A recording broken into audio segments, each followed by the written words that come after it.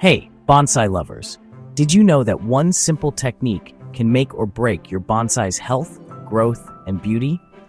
That's right, root pruning. Get it wrong, and your tree could struggle or even die. Get it right, and you'll have a thriving, miniature masterpiece for years. In the next few minutes, I'm going to walk you through everything you need to know about root pruning your bonsai like a pro.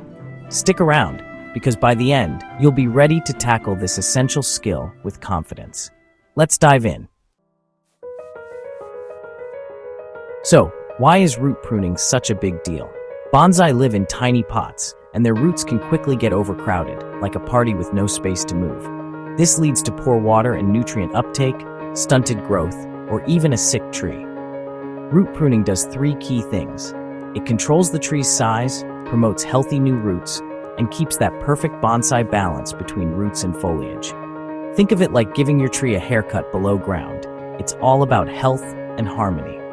Plus, it's your chance to refresh the soil and keep your bonsai thriving. Ready to learn how? Let's grab our tools and get started.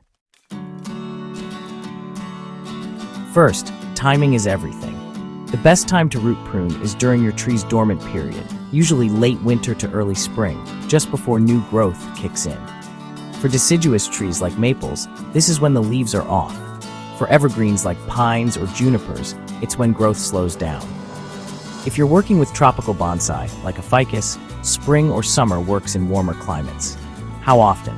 Young, fast-growing trees might need root pruning every 1 to 2 years. Older, mature bonsai can go 3 to 5 years. The key is to check the roots during repotting. If they're circling the pot or looking cramped, it's time to prune. Don't worry, we'll look at how to tell in just a moment. Any of you repotting soon? Drop your bonsai species in the comments, and I'll give you some tailored tips. Let's get to the fun part, actually pruning those roots. Here's a simple step-by-step guide. You'll need sharp bonsai shears, a root hook, a chopstick, a clean pot, and fresh bonsai soil, something like akadama, pumice, and lava rock for great drainage. Step 1. Prep your workspace. Work in a shaded, clean area to keep your tree happy. Sterilize your tools with rubbing alcohol to avoid infections. Step 2. Remove the tree. Gently take your bonsai out of its pot. Use a root hook or chopstick to loosen the soil. You can rinse off old soil to see the roots clearly, but be gentle with those fine hair-like roots. They're the lifelines. Step 3. Assess the roots. Look for thick, woody roots, circling roots, or anything dead. Those will be dark or mushy.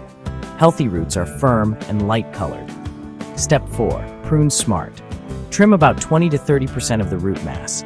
Cut long, thick roots that don't fit the pot, and remove circling ones that could choke the tree. Keep as many fine, fibrous roots as possible. They're the nutrient absorbers. Use sharp shears for clean cuts. For sensitive trees like pines, go lighter, maybe 10 to 20%. Step 5. Repot. Place your tree back in the pot, same size for most bonsai to keep that miniature vibe. Add fresh soil, working it in with a chopstick to eliminate air pockets. Water thoroughly to settle everything. Sound doable? It's like a little surgery for your tree. Precision is key. After root pruning, your bonsai needs some TLC to bounce back. Place it in a shaded, humid spot for 2 to 4 weeks. No direct sun, please. Water regularly, but don't drown it, since the smaller root system takes up less water. Hold off on fertilizer for about a month to avoid burning those fresh roots. Keep an eye out for stress signs like drooping leaves. If you see that, double-check your watering and give it time. Patience is everything in bonsai. Pro tip, if you're new to this, start with a hardy species like a Chinese elm or ficus. They're forgiving and great for practice. Let's talk mistakes to avoid. First, don't overprune. Cutting more than 30 to 50% of the roots can shock your tree, especially if it's older or weak.